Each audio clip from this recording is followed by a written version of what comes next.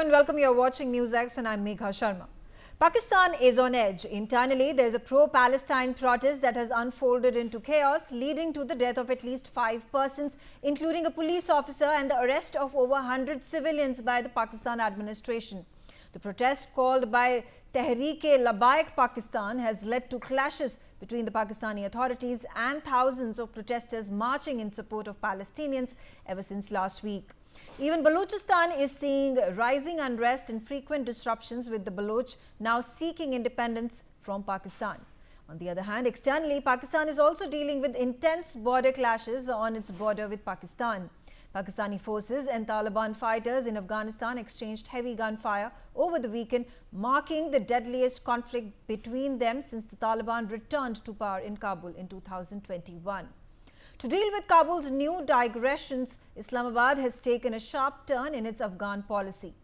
The shift marks the end of Pakistan's long-standing diplomatic patience and support for the Afghan Taliban, which initially Pakistan had been the strongest advocate for.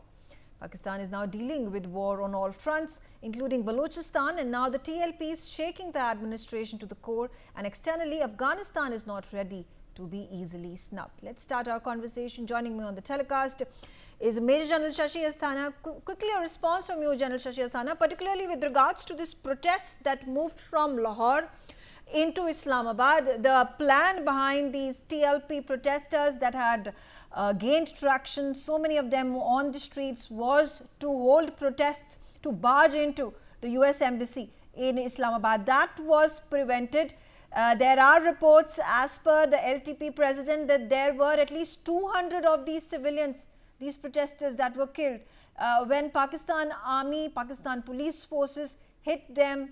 And these people, these protesters, were unarmed, and even then there were these violent attacks that were made by the Pakistani police force. How do you view the number of protests that are at this point of time increasing at an alarming rate against the Pakistani dispensation and the police force? See, traditionally, Tehreek-e-Labbaik and some other parties which are radicalized Islamic parties are not too happy with the kind of ceasefire which has been brought in Gaza because there is no clear-cut indication of a Palestinian state and the right of self-determination and a right for state for Palestinians. Now, that's the basic thing. But at the same time, what has happened is the military hierarchy as well as the political hierarchy, more than the military hierarchy, the political hierarchy, both of them seem to be very happy with the Trump's peace plan. Now, that has not gone well with the so-called radicalized Islamic Sunni population or such organizations in Pakistan, as well as in some other countries too. Now, what has happened is Pakistani military has been quite smart in a manner that yesterday we saw Shehbaz Sharif praising President Trump like anything. He had crossed all limits of flattery. Now, Pakistan military actually has got certain organizations to be used for different purposes. They have the LET and JEM to be used against India, and they have TLP to be used against the civil government, whichever is the government in power, and they have used TLP earlier as well to destabilize them whenever required. But in this particular case, the whole anger has been diverted towards the political hierarchy, and you would have seen that military has not come into play, although so many people have died, but still they are trying to control it by Pakistan police and rangers. So they have not actually, military has not actually come into play. At the same time, yesterday I was speaking to I was on some debate with some Pakistani journalist, and she was saying that no, it is not military which has accepted, it is the political dispensation which has accepted the American plan. So there is an anger against America, and there is an anger that is what is coming out as far as the internal disturbance is concerned. The other part which you mentioned, Balochistan certainly is boiling. Same is the case with the Khyber Pakhtunkhwa, and with the kind of exchanges which are happening with Taliban is not certainly that is where Pakistan military is under trouble, because all these are against Pakistan military in specific. So, all in all, there is a fair amount of challenge which Pakistan has as of today, and apparently it will be perhaps it will be we will be seeing very soon as to how they are going to handle it. But a lot has happened in terms of the reset of US and Pakistan relationship, because US wants to get into AFPAC region, and they have pitched Right. and tried to get on to the Pakistan military to do so. Back to you. Okay, all right. I'm also being joined by Amjad Ayub Mirza to get a better idea into what exactly is happening in Pakistan. Is Pakistan imploding?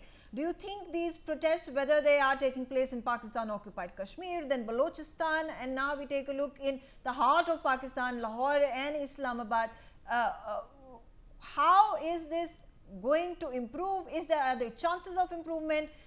Doesn't seem like government change is really going to bring about any transformation in the lives of the people and the way they live and their livelihoods. What happens next?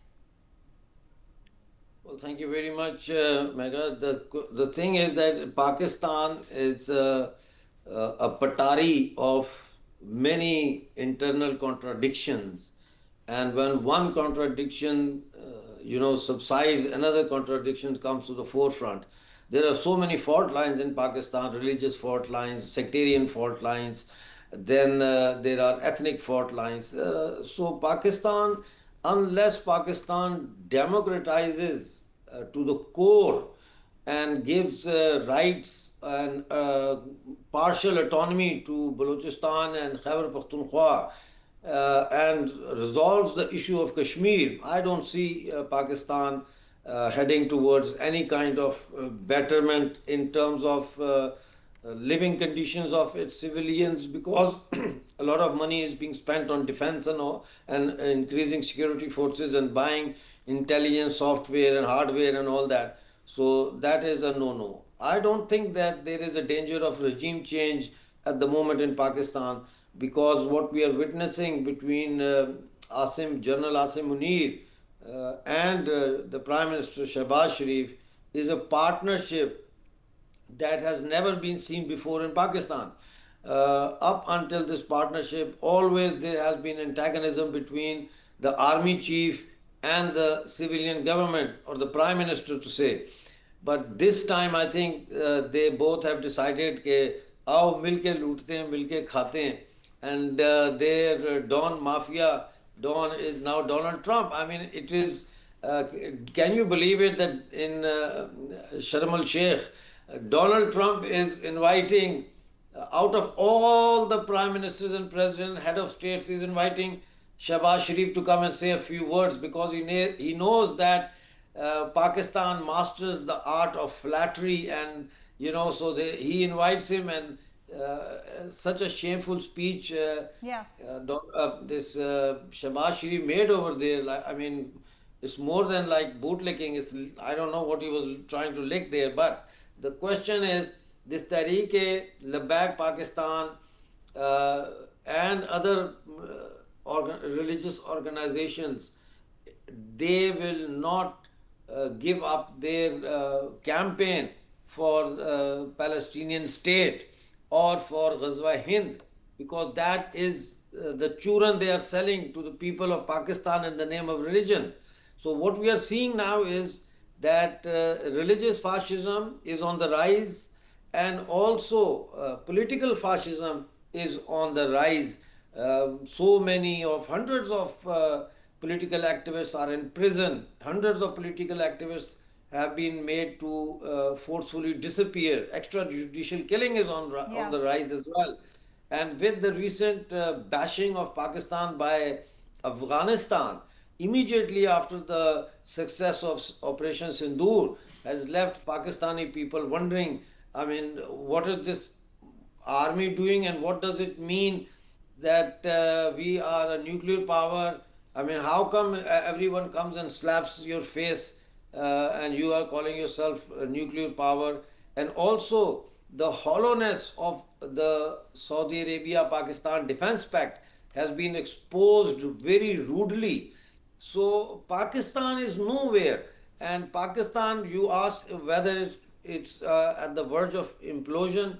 I think Pakistan is like a boil, that when you have a boil on your skin, is where you just need the tip of a needle from outside to just prick it, and it then bursts. So Pakistan now, what it needs is a pincer kind of strategy from Indian side and Afghanistan side, and I think this matter can be solved. Unless this Okay. matter is solved, मैंने हमेशा कहा है कि हिंदुस्तान जितनी मर्जी तेजी से तरक्की कर ले, उसके पाँव में जब तक कंकर होगा वो रफ्तार सुस्त होना शुरू हो जाएगी. ये कंकर दूर करने पड़ेंगे जी. Okay.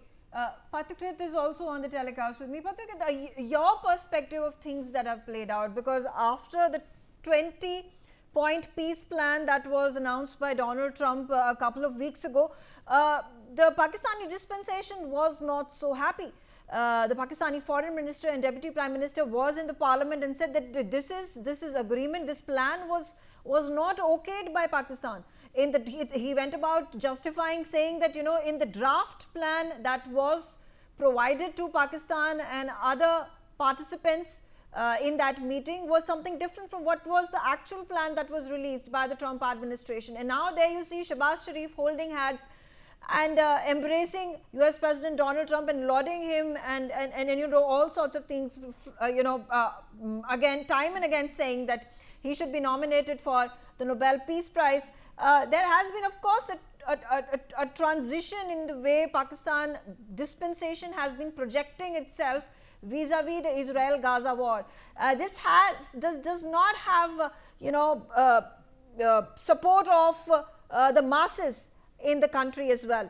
In fact, governments after governments, prime ministers and presidents after prime ministers and presidents in Pakistan have time and again called Israel a Zionist state.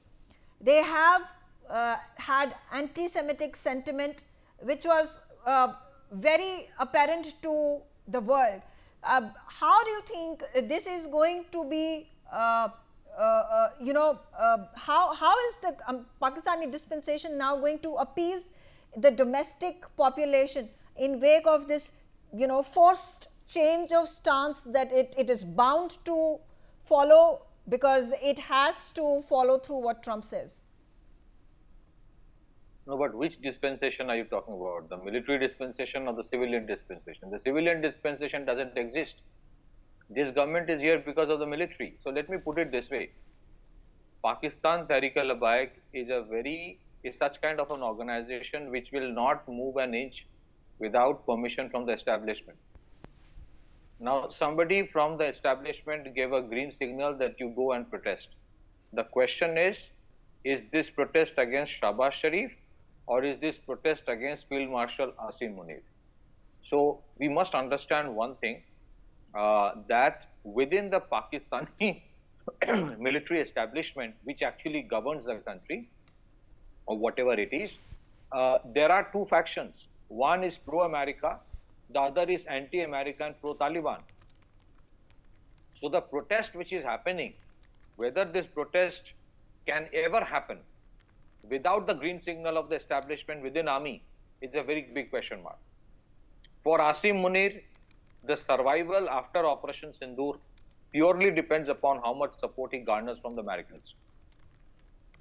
Otherwise, in spite of all the propaganda that we see from Pakistan on the issue of Operation Sindoor, and whatever Trump keeps on talking about, the reality is known to everyone in terms of the 11 terror hideouts, terror bases, and 9 odd air bases that have been completely decimated. The fact is that in spite of everything, Asim Munir got elevated as a field marshal. He remains there. But I think the Pakistani establishment knows what has happened. So to presume that Pakistan army is working in unison will be a very big misnomer. There are internal rivalry happening, because of which, even if they do not agree to what happened in terms of the Gaza Accord or whatever it is, they have to agree to what Trump did, because without Trump, I think it is not very easy for Trump to, for Asim Munir to continue as the field marshal. And what happens there in that country when somebody is ousted, well, that's anybody's guess. So as a retaliation, as a counter message, if you look at the bombing in Afghanistan, this has been something which Pakistan could have done long time back. But the only reason they never did it is because of the repercussion that could happen inside Pakistan because of the significant Afghan population within Pakistan, which supports the Taliban. Now, it is not very difficult to bomb Afghanistan, which doesn't have an air defense system or an air force of its own. But the retaliation in terms of large number of suicide bombings across the country would have devastating impact. So to cut the long story short, this, what you saw TLP is doing is not against Shahbaz Sharif. Shahbaz Sharif doesn't matter.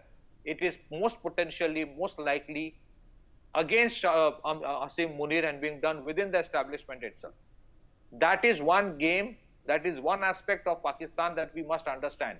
It is the rivalry or factions within the establishment that fighting and sending out messages to each other. By bombing Taliban, it is Asim Munir sending out a message to the pro-Taliban establishment within the Pakistan army that back off, I have the backing of President Trump. So please understand here, Pakistan, Tehrik-e-Labbaik or bombing of Afghanistan are two subtle messages. The real protagonists are within the Pakistani establishment trying to fight it out who has the upper hand. Now this might have a very big repercussion. My last statement, up till now, the rest of the provinces had an anger over Punjab or province of Pakistan that they actually always prospered. Today the violence and the chaos has reached Punjab even. Now the killing that has happened, whether it is by army or some other paramilitary organization, that will not go down well within the Pakistani army or Pakistani civilians.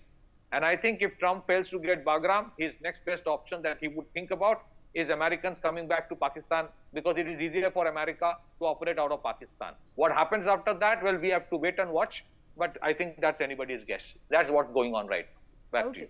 Okay, all right. Thank you, gentlemen, for joining me on the telecast, sharing your views. I'm out of time, but stay tuned on Newsx. On the other side, we are going to be discussing various other aspects of the big news that made news today. Thanks for watching.